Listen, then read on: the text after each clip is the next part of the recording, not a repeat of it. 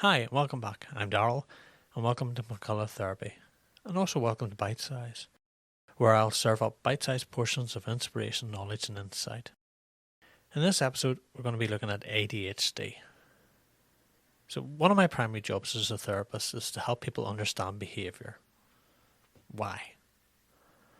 Because without understanding, we often jump to our own conclusions as to why things are happening. You didn't want to get out of bed this morning? Well, you're lazy. You forgot to pay that bill last month? You're irresponsible. You didn't do the dishes last night?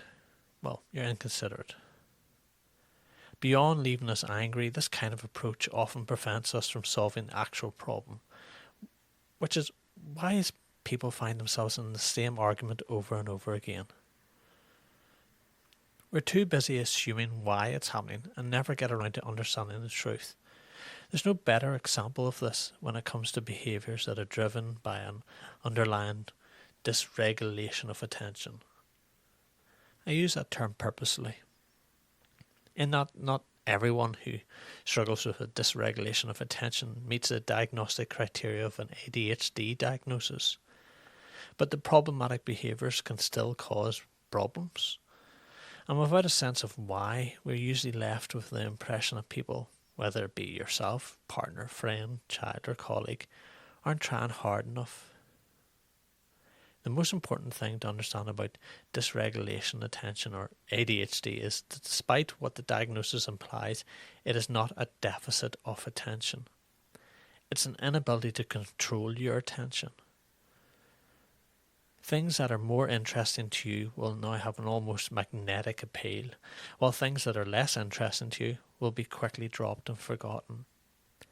The idea of magnetic attraction and repulsion is a framework that often helps people understand the intensity of what that experience can feel like. To make things worse, the thing that you're attracted to doesn't have to be interesting. It just has to be more interesting. So what does that mean? Well, if the song on the radio is more interesting than you remembering to pick up the milk, guess what?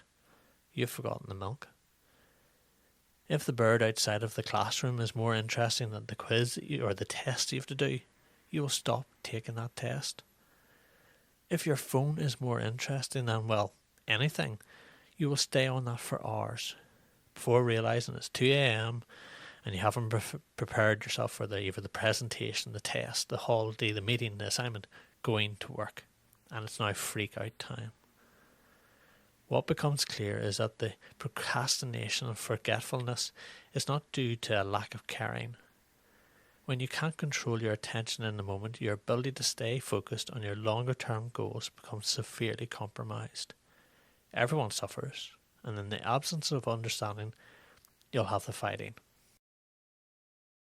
When we finally accept that attention dysregulation is all about neurochemistry and not fatal personality flaws, we can stop placing the blame on the individual and find ways to address the environmental changes that can help alleviate the problem. So this is just a wee quick insight into ADHD. We're going to follow this up in future podcasts. So thank you for listening. Have a great week.